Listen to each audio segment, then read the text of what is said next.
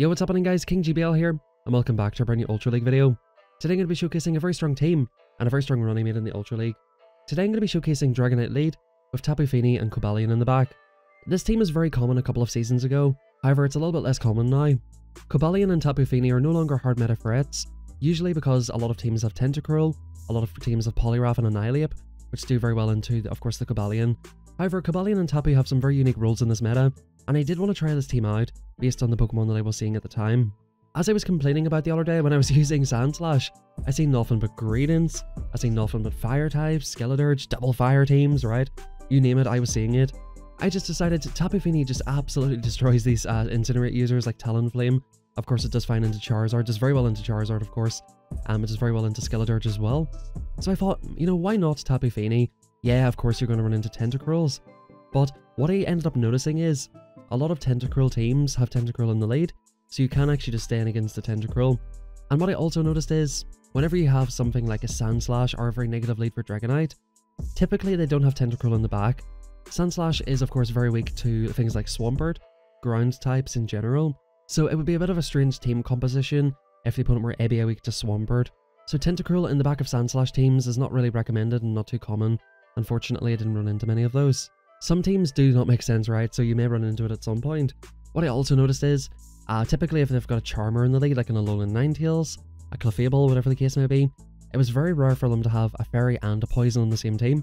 So anytime that I had to swap out of Dragonite into Tapu Fini, more often than not, I didn't really get punished too hard for it. So Dragonite and Tapu Fini together worked pretty well. Now you might be wondering about Cobalion, I'm sure I can see the comments now. What about all the Poliwraths? What about all the Annihilapes? What about all the Shadow Machamps in the Ultra League? Well, those certainly are a problem for Cobalion. What I did like about it is, it's got decent coverage in the meta, and I think it's actually quite a strong pick. At the time I was seeing, like I said, a bunch of Fire types and a bunch of Greedents. You have Stone Edge coverage for the Fire types, so if you can actually align your Cobalion correctly, like 2 shield for the lead if you have to, align your Cobalion correctly, oftentimes you're seeing a lot of teams with Greedent in the back, normal types, Guzzlord, Mandibuzz, even Alolan Ninetales is a good matchup for Cobalion. And having that Steel of Fighting typing was very, very nice. You absolutely walled Greedent off and you completely obliterate that thing. There's no harder wall for Greedent than Cobalion. So if you're getting sick of that spammy little squirrel, you know, consider dusting off your Billy Goat, because Billy Goat can put in a lot of work there.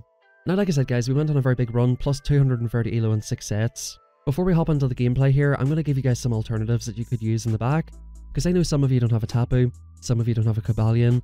Dragonite is the spearhead of the team, and like we just had a Spotlight R for Dragonite.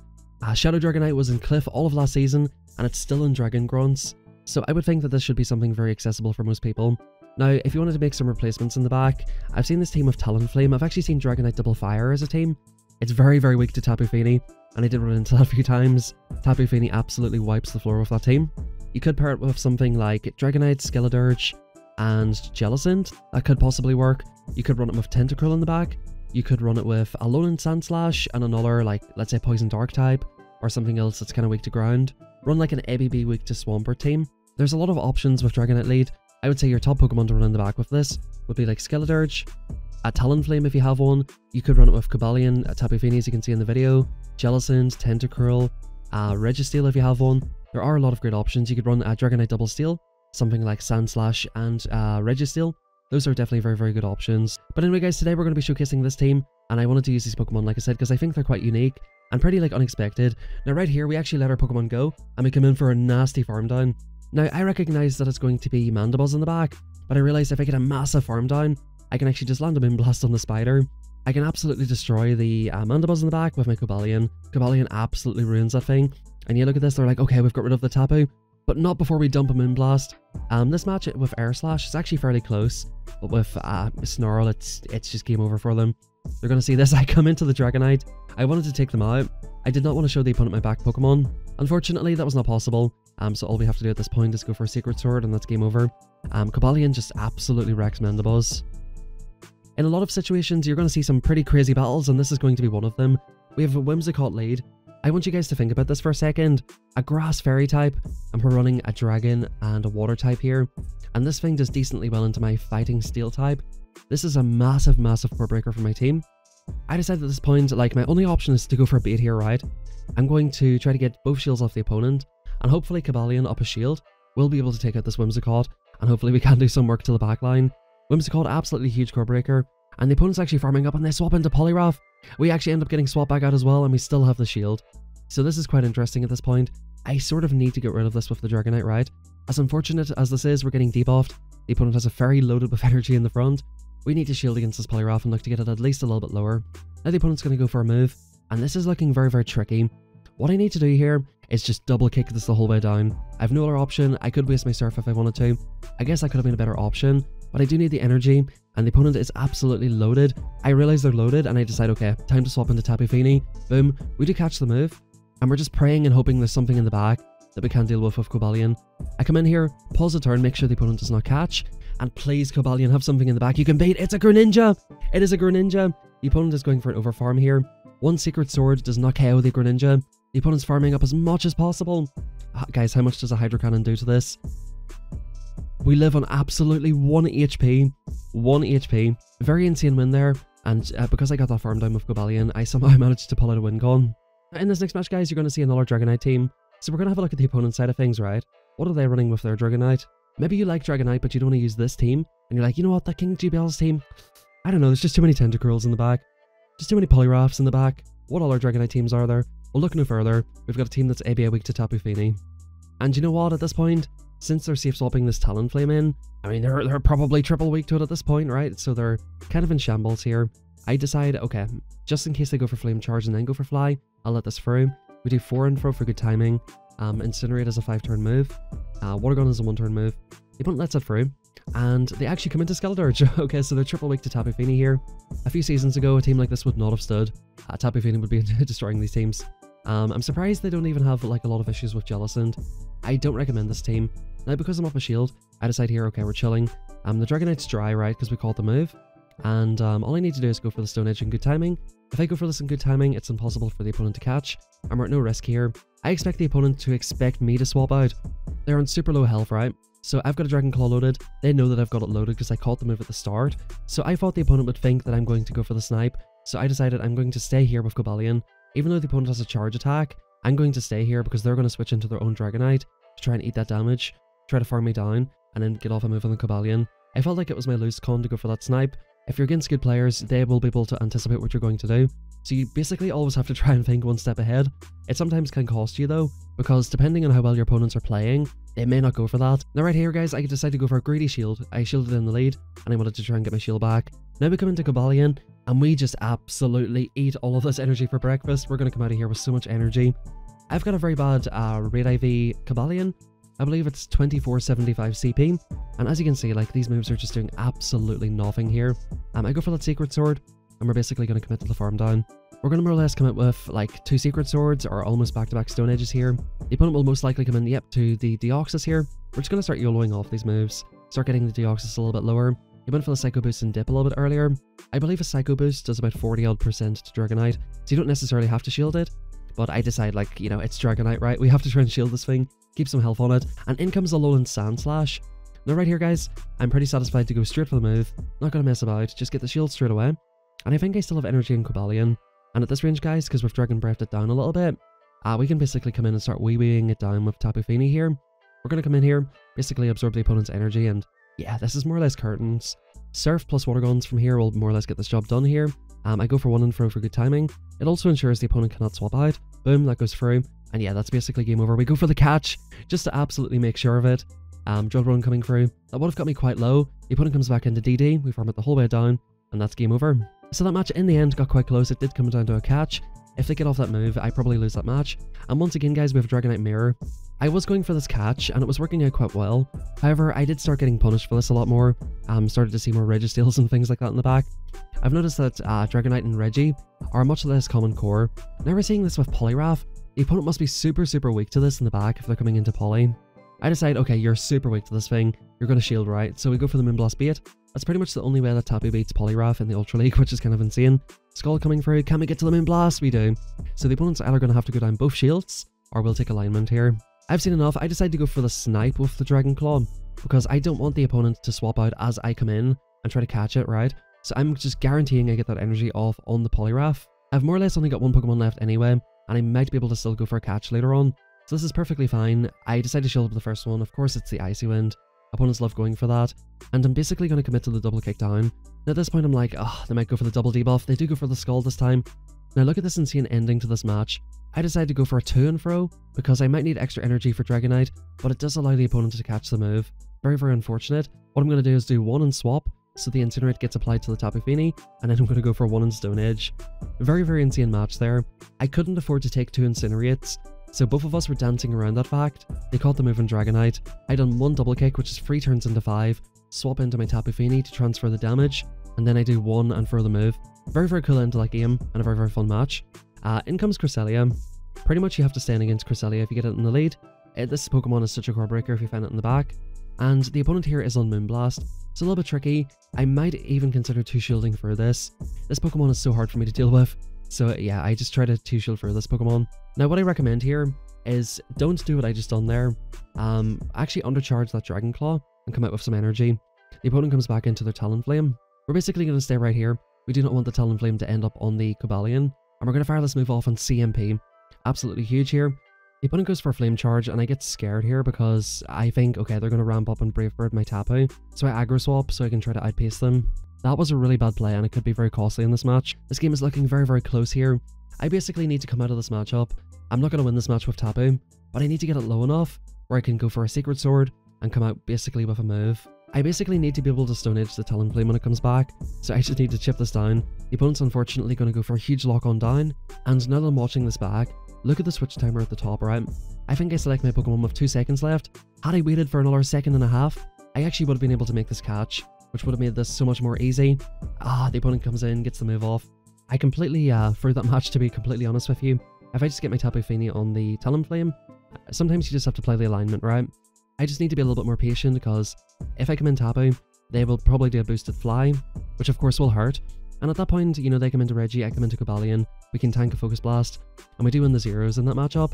Or, you know, what I could do is get off like a Secret Sword and just double kick it down into Water Gun downrange. So aggro swapping in that situation, you know, for the fear of a Brave Bird was definitely not the play, but that was the thinking at the time. Now in this match, we actually let our Dragonite go down, and we're going to come into Cobalion. Cobalion has a positive matchup against Tenta, believe it or not. We're going to basically look to overfarm. The opponent does have a ton of energy here. We're going to throw up a shield, and hopefully, yeah, it is a Scald, not an Acid Spray. We're going to go for free and for good timing. We're up to 100 energy, and we're in 1-to-1 shields. And hopefully with all this energy, we should be fine. The opponent comes into Swampert, and we come into Tapu Fini. The opponent is staying in here, and what I noticed in this matchup is whenever I had it, the opponent actually never, and I mean never, let the Moonblast go. So I think he probably bait on this matchup 9 out of 10 times. I do go for the Moonblast, thinking the opponent might want to call the move. Yeah, they just shield it. Like every single Swampert shielded that move. In the 1-to-1 shields, you only really need to land a Surf. The opponent goes for the Earthquake, and we end up CMPing on the Hydro Cannon here. I decided to end up settling for this, and as you can see, well, I guess I kind of do need to land the Moonblast, because as you're about to see, this does not KO them, but it is very, very close. We come in and go for the double kick down, and it's a Mandibuzz in the back. This is an absolutely huge lifeline. We have so much energy on this thing, and we're just going to basically obliterate it. Basically, to take out a Mandibuzz, you need a Secret Sword and 2 Stone Edges. We just had a ton of energy already, so they've absolutely no shot here. In the zeros, like you can see, these early assists are adding up, and with my terrible IVs. But yeah, this is basically game over. Not much the opponent can do here. We can comfortably tank all of the moves, just double kick down the Swampert, and that's a good game. So hopping on into the next one, we have another Poliwrath lead. Poliwrath is a little bit awkward for Dragonite because they can look to one-shot you. What they like to do here, typically, is shield up the first move. This opponent actually lets it go, so I'm very, very happy with that. I can just basically shield up this move, look to go for another one, and the opponent comes into a Giratina with Dragon Breath. I decide to get off a move and try and get the shield off the opponent, and also put them into Moonblast range. The opponent actually just lets that through, and we're going to come into Tapu Fini. Tapu Fini absolutely walls this thing. Of course they can go for Shadow Sneaks, but on Dragon Breath, this is a very, very dominant matchup for Tapu. I can go for a massive overfarm and basically build up to back-to-back Surfs, and pretty much look to threaten the Poliwrath with a Moonblast if it comes back, or hopefully they have something else weak to Tapu in the back. Boom, Surf coming through, let's just take them out finally, and let's see what they want to come into. They actually do come into Greedent, so this is quite interesting here. They're going to go immediately for the Body Slam. Body Slams every 2 seconds, kind of annoying. We're going to do 1 Water Gun for the move, and we're going to look to get off this next Surf immediately. The opponent actually shields that move, and we go for a Surf on the Poliwrath. This is absolutely huge. This means we can basically farm them the whole way down with Dragonite. The opponent does not get off another move. We should even get off another Dragon Claw. I think that was a CMP time. So that absolutely seals it and deals it. As soon as the opponent sees our Cobalion, they're going to immediately top left, because Cobalion, like I said, just absolutely destroys this little squirrel. That's good games well played, and as you can see here, we go 4-1 in that set. At this point, guys, in the video, we started 2580, we're up to 2694, on the way back up to Expert again, and we have a pretty negative lead in the next match. Galarian Stunfisk can go for these rock slides. Unlike Alolan Sandslash, we actually can live a move, and it's very difficult for them to mud-shot down. But yeah, it's not very pretty. The opponent comes into a Dragonite to a Tapu Fini. What is going on there, buddy? What is going on? I decided to YOLO the Moonblast. I'm like, you know what? Whatever, bro. Whatever. And I'm thinking, like, you're coming into Dragonite. You must have Hurricane. You must have Hurricane. They bait the Dragon Claw. What is that all about? What was that all about? Who in their right mind baits a double resisted Dragon Claw on a Tapu Fini? That is absolute insanity. All of the moves should be resisted, right? So, like, that's not even a good shield by me. That's why I thought it was a good shield, because it's like, this is a bad shield, so I'm obviously going to be shielding the correct move, but apparently not. I decided to let that Dragon Claw free, and we're going to go for a farm down here. We're still up a shield, and the opponent comes into a Giratina. Now, we do get off this very nice damage here, which could be quite vital in this matchup, and we come into Cobalion. At this point, guys, it's going to take 2 Stone Edges.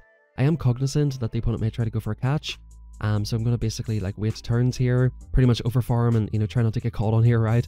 Getting caught on is pretty much the only lose con here. 1 Stone Edge coming through, and now I am expecting the opponent to go for a catch, so I think what I end up doing here is just throwing the Sacred Sword, knowing the opponent's going to try and catch this move. I go for an overfarm. Yep, I just go straight for the Sacred Sword, because the opponent was pretty much into Sacred Sword range anyway. The opponent has to build up an Earthquake. We go for free and throw, I think there. 2 or 3. I think I was trying to CMP the opponent maybe. Boom. We're going to basically look to double kick this the whole way down. The opponent had to commit to the farm down. And yeah, that's basically curtains for them. Stone Edge coming through. That's going to take out the Giratina. Good games well played. And as you've seen, a fairly negative lead with Galarian Stunfisk, but we do manage to turn it around. And in the next game, we have a Tenta. If you get a Tenta lead, you just stay in and try and shield for it. Oftentimes, I have noticed opponents are actually shielding for your Dragonite. They'll absolutely try their best to get rid of Dragonite, but the opponent lets this move go. Sometimes they like to go for the Scald and go for the debuff. I'm like, you know what, I'd rather no shield a Scald than shield up an Acid Spray. I'm going to happily play this out in the zeros. I've got the Tenta quite low, and I'm hoping that with Tenta gone, Tapu Fini should be basically chilling. The opponent gets a nasty mudshot down, and unfortunately this sets them up with a pretty decent energy lead. Now, have I learned my lesson? The opponent has been shielding up Moonblasts constantly with Swampert. Will they shield this up? The opponent should know that they're on less than 50% health, and that they can live a Surf here, right? Does the opponent want to shield for this Tapu Fini? Do they have something in the back that's super weak to it? The opponent does shield. I'm in Discord streaming at this point, and I'm kind of mauling at these Swamperts, not letting the Moonblast go, because they can live the move, technically. They go for the Hydro Cannon at the end here. I do get off a Final Surf, and I'm just hoping if we can get rid of this Swampert, we should probably be fine. It is a Mandibuzz in the back. That's basically good games well played. As you've seen in the earlier matches, this is super dominant, and yeah, we're just going to start spamming out. I'm going to go for a Secret Sword first time, because we need to throw 2 moves anyway. The opponent lets that through, and yeah, this is just curtains, guys. Not a whole lot the opponent can do. We do go for a Stone Edge. Even if they shield one of these, I still do not have to shield. They probably have to throw like 5 more Aureliuses to win this match. So yeah, this is just super, super dominant. By the time we land the Stone Edge, they're more or less going to be in double kick down range. So basically, like in the 2 shield scenario, if you land a Sacred Sword and a Stone Edge, you can more or less double kick it down. So like I said, not really much risk in going for a bait. You don't have to worry about this too much. At this point, I'm like, yo, I'm not shielding, bro. Like, this is so dominant for me. I'm not shielding. I probably could commit to the double kick down, but of course, we're not going to make this video last too long, and that's good games. I really enjoyed how dominant that matchup was, and speaking of a dominant matchup, we have Slash against our Dragonite. Slash destroys this. We go for the catch in 5. Sometimes they go for it, sometimes they don't. Sometimes they throw in 5, sometimes they throw in 6, sometimes they overfarm. More often than not, I think they go to 6, but then anytime I go to 6, they go for the move. So it is, you know, you try to catch it, you just do your best, right? Sometimes you'll get lucky and they'll throw immediately, sometimes you won't get lucky. In this case, we did not get lucky. However, the opponent actually is very, very weak to Tapu Fini. The tricky thing here is the Sandslash bank to move, but they're coming into the Dragonite and they are getting a nasty farm down. So I've no real option but to come into my own Dragonite here. Sandslash and Dragonite, quite an interesting core. We go for the CMP tie on the Dragon Claw, and we're going to see what the opponent wants to do here. Boom, that's going to come through. The opponent will shield it, and I know I win CMP, so I'm kind of chilling at this point. Now, the one thing to keep in mind is the Sandslash, I think, was on 1 HP, so if they do come in and go for this move, they can't go for it on the Dragonite, because they will get Dragon Claw down. As you can see, the opponent wanted to snipe, and in comes Giratina in the back. So we've got Sandslash, Double Dragon, quite an interesting one. Now we're up a shield with Cobalion. They're on Dragon Breath as well. You guys have seen this before. This is curtains. Because the opponent's using Giratina and they think it's just bulky enough to outbulk anything, they've forced me to play the whole matchup out. We do eventually Stone Edge it. And what is this? A Primarina? Guys, I had a really good time with this team, and then I started seeing just this absolute rubbish. Primarinas, Galarian Weezings. Guys, if you do start seeing those, I'm not gonna lie to you, this team is rough. If you're leading Dragonite and you start seeing fairy leads, this team is rough. You just get hard RPS'd and that's just the way it is. But sometimes you can actually make your way out of it. Like this ABA weak to electric bullshit team that makes absolutely no sense. The opponent meets my Tapu Fini with a Greninja. Like, what is this team? If you're coming into this versus Greninja, like what is this team? You have to ask yourself at that point. Now I'm thinking, okay, so our Dragonite's basically dead to Primarina. I'll come in here, try to get off a Dragon Claw on this, try to get rid of it basically. And yeah, we're getting pretty close to the move. The opponent goes for Night Slash number 1, Night Slash number 2. By the looks of things, I can live it, and the opponent goes for the snipe. I'm quick on the button here, and I'm able to swap out in time. I do go for the Stone Edge just in time. However, I think the opponent will still get to a Moonblast or a Hydro Pump or whatever they want to go for here. The opponent has built up an absolute ton of energy, so more or less forced to shield this. They go for a Disarming Voice. A little bit unfortunate, but I sort of needed to get rid of it. And I'm like, yo, please come into Greninja. Please come into... They come into Greninja! So they must be weak to Cobalion in the back. And we still have a Dragon Claw stored on the Dragonite. We take them out, and it is a Guzzlord. We go for an Overfarm here, and for some reason I was reaching for the Stone Edge. I thought it was Giratina for a second. We get off the Sacred Sword, we're getting super low, and we do go for a very nice catch onto Dragonite here. The opponent goes for Dragon Claw, boom, that takes out the Dragonite, and we should be able to comfortably reach this next move. Good games well played. This team just makes absolutely no sense whatsoever. It's double weak to Charm in the back with a Charmer in the lead. It just doesn't make any sense. ABA weak to Electric as well, just a pretty horrible team. But that's the sort of teams that you will get. Like once you have success with a team for a while, you're going to see absolute trash that makes pretty much no sense, but somehow beats your team, right? That's just how this game goes at times. This is a pretty interesting lead. I'm pretty sure I can just 2-shield through Charizard. I decide, okay, they've got a Tapu Fini answer in the back. I might as well just throw it in here. And I'm also thinking like, Dragonite might be useful in the back. If I spend my Dragonite here, you know, they've got an answer to the waters in the back, of course, which is Cresselia, knowing Grass Knot. So since I've got the fire type very, very low, I might as well just throw in my water and see what they have in the back. Try to use Dragonite to farm down something. The opponent shields up the Moonblast, which I do find to be quite interesting. We do try to go for a last second surf. I decide not to shield here, and we're going to come back in with Dragonite. Now, because we caught that move, we should be in a pretty decent position. The Charizard's dry, and we're going to look to basically, farm up as much as possible. I may have to throw 2 moves in this matchup here still, so we'll see how this goes. I'm not sure if I even get to 2 moves. The opponent will be getting very close. It's 7-7-6 for the Moonblast. I do decide to go for the catch, and the opponent comes into a Golisopod. This is absolutely huge, and this is why having Stone Edge coverage is absolutely huge. We can basically destroy this Golisopod with Stone Edge, and we can basically look to Stone Edge the Charizard if it comes back. Look at that, does an absolute ton of damage. I decide to settle for the Sacred Sword here, because I actually realized the Charizard is dry, and I can just go for Sacred Sword on the Charizard, Sacred Sword on the Cresselia, boom, we're going to take this out here. And yeah, the Cresselia is basically going to be forced to dump energy in the Cobalion, and the Dragonite will either farm it down or get off a move, so good games well played. And hopping into the next one, we have Dragonite versus Gliscor. This is a pretty decent lead, you can win this lead, but I'm thinking again, they have to have some sort of water answer. So I'm going to tank the first Night Slash, just in case it gets a boost or whatever, right? Does a lot of damage, and the opponent comes into a Poliwrath, so this is quite interesting. I really just want to get off both moves on this thing, and leave it in a position where Tapu Fini can look to deal with it.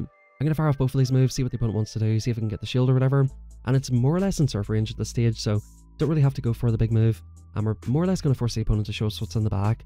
As you can see here, Tapu Fini kind of core breaking this team a little bit. Poliwrath, as I mentioned before, does really well into Tapu Fini. Like, they go for skulls, go for debuffs, counters are ripping through me here, so like, it's not a very dominant matchup for Tapu, but just the typing and the moveset, you know, it does give you the potential to core break a little bit. The opponent comes into a Greninja. This whole team is more or less core broken by Tapu. Now I decide here, okay, we're going to start double kicking the life out of this thing. We're going to go straight for the Moonblast here, not messing about, in case the opponent wants to save the shield, or basically try to call that I'm going for the bait. The opponent comes back into Gliscor. We're going to go for a Stone Edge. The opponent was pretty dry, so they should be able to get to maybe 1 Earthquake in this match, but by the time they get to it, we can pretty much just shield the only move that they can throw. It can only be an Earthquake, guys. They can't get to a bait and a move. Yep, just double kick it the whole way down. We still have a shield for Greninja. We can just throw this move off. Even if it was CMP, it wouldn't make a difference. As you seen earlier, this doesn't quite KO, but the Greninja here is more or less 1 foot in the grave, and yeah, not a whole lot they can do. We let the Hydro Cannon go through, and we can just basically double kick it the whole way down. Now we actually do get it in the lead this time. This thing is so spammy that it can make an issue out of anything. I decided to go for the catch on the Dragon Claw and the Giratina. This one's on Shadow Claw, so a little bit less dominant for Tapu than it would be if it was on Dragon Breath. However, still a very good matchup. Now, one thing that's been surprising me when I see these Giratinas, I just don't expect them to shield moves, because Giratina's so bulky. It's like, why are you shielding your Giratina for when you've got a Greninja? Doesn't really make a lot of sense to me, but the opponent's like, you know what, I'm shielding. Fuck you, buddy. At this point, I'm pretty happy with this. I can let this move through. They may get a farm down, which is kind of annoying. I should have got off that surf there. little bit foolish trying to commit to that Moonblast I was never getting to. But I can come in with Dragonite.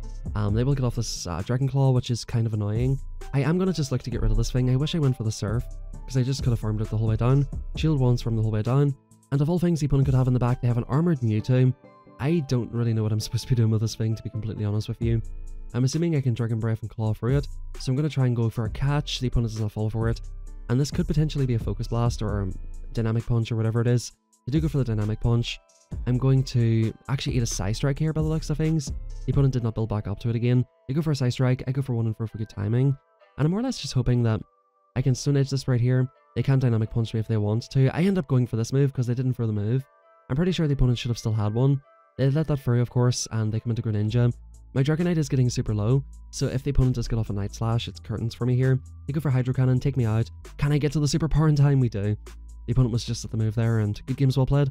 Of course, Superpower will one-shot the Greninja. Good games well played to the opponent, and a very, very interesting and spicy team.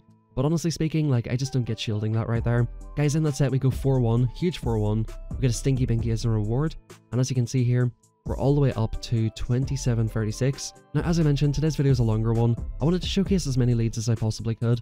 I've played this team for a couple of days. As I mentioned earlier, I did start seeing a lot of charm. In these 6 sets, we went from 2580 all the way up to 2800.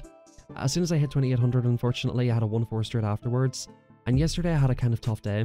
I'm currently sitting around Expert Elo with this team, and I'm thinking about switching it up. I think if you can get on a good run with this team, it's a really, really strong one. But you do have to watch out for certain things. If the game starts throwing charm leads at you, it's going to be very, very tough for you. If the team starts throwing Sandslash, Jellicent, and Poliwrath at you, it's more or less unwinnable. It's so hard to beat that team. So you just have to keep that in mind, guys. Every team has a huge core breaker and a huge weakness. I've sort of outlined those weaknesses to you. So if you do want to make some adjustments, I think Dragonite, absolutely amazing in this meta. Very, very strong. As long as you don't get paired up with Charm in the lead or Sandslash in the lead, you've got a chance to basically win every match you're in. Now right here, I feel like the Dragonite's my win con, so I throw in Cobalion here just to absorb the energy. They go for the close combat, and that actually allows me to farm them the whole way down. I'm going to shield once, farm the whole way down, and hopefully we can still take this match with fast move pressure. We farm it the whole way. The opponent has 1 shield, and they just give up at that point. So good games to the opponent. We did end up going 5-0 in that final set. I didn't show, of course, all of the battles, but 28-11, I think 28-11. Very, very big climb. Exactly 230 elo. Highly recommend this team or some variation of this team if you are looking to make a climb in Ultra League. Like I said, to be completely honest, guys, I had some pretty unfavorable sets afterwards and did tank down a little bit. Look, let's just talk really here for a second, right? Some of us like to pretend that the matchmaking in this game is random. I think the majority of us on this channel know that it's not. And the reason I want to say this to you is because I'm not here to complain about it. I'm here to say to you, like, if we know that something exists, right, let's not complain about it. The best thing we can do is try to deal with it. And the way that you have to deal with this is if you start seeing Charm leads, Sandslash leads, and all of the core breakers in the back, right? You start seeing Sandslash lead with like Jellicent and Poly in the back. You start seeing Charm lead with Anthros in the back. I shit you not, guys. You start seeing Galarian Weezings in the back. It is time to change the team, right? This game will try to balance you. In every single online multiplayer game that you play in 2024, the matchmaking system is not random. If you guys are gamers, you know this, right? You name any game, any Battle Royale, any FPS game, any online multiplayer, League of Legends, you name it, there is an engagement optimized matchmaking system which will give you a balance of matches so that you're not always winning and so that you're not always losing, so that it's not too easy for you and you don't quit the game after you hit Legend, and so it's not too difficult for you if you're using a rubbish team, so that you can see what you want to see sometimes and actually have some fun with the game. This is absolutely nothing new, and this is something that has existed in, like I said, many games for quite a long time. This is how gaming companies operate and how they curate the experience for players so that they can try to maximize your playtime and try to make the game as successful as possible for people who don't have good Pokemon, etc. Don't give me this rubbish about them not being able to do it. Writing simple code with matchmaking systems is very straightforward, and as much as we like to criticize Niantic, they have fantastic engineers. Augmented reality and how this game operates is a lot more technically advanced than you would think. Niantic are in fact quite good on the technical side of things. However, I can understand people's criticisms about their gameplay decisions and their actual in-game management. That's a completely different story, but in terms of what is actually in this game, on game engines like Unity and Unreal Engine, you can literally go to the store and just install a plugin and create a matchmaking system. It is not difficult whatsoever to do. A couple of years ago, I was actually studying game design on my own time just for fun, and I can assure you that it is one of the simplest things you can do in game design, so it's here to stay. What we need to do is adapt to it and try to adjust accordingly for whenever these things happen. So what I want to say to you is, just understand that if that starts happening, you have to swap teams and try to use something a little bit safer. Anyway guys, I hope you all enjoyed the video. If you did, please drop a like in the video, subscribe if you haven't already, and leave me your thoughts in the comment section down below. Thank you very much everybody, have a fantastic rest of your day, and I'll catch you guys next time.